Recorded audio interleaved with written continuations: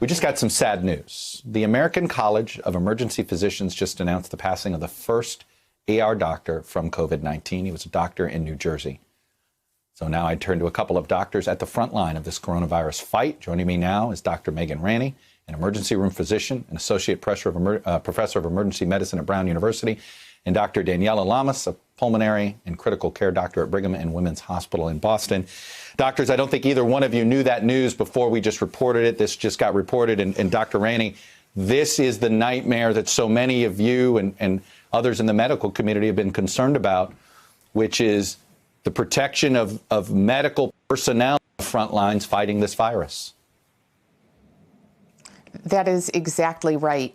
Many of us in the emergency medicine community knew the man who we knew was in the intensive care unit in New Jersey. He was a leader within the emergency medicine field. And I didn't know it before you just said it. It breaks my heart. I hope he is the first of only a few emergency physicians to die. But if Italy and China are any guide, unless our government steps up and gets us the protective equipment that we need, he will be the first of many of my colleagues to succumb to COVID-19. Tell me what's missing right now.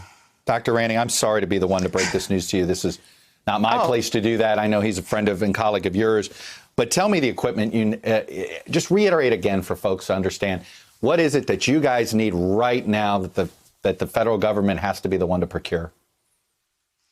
Absolutely. So let me make a very long list of things that we need. We need masks, regular procedural masks. We need N95 masks. We need gloves, gowns, hand sanitizer.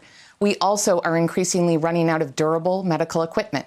Things like the disposable blades that we use when we intubate patients. Things like the spacers that we use for albuterol, for those pumps, for inhalers. We're also running out, of course, of ventilators and non-invasive positive pressure ventilation machines.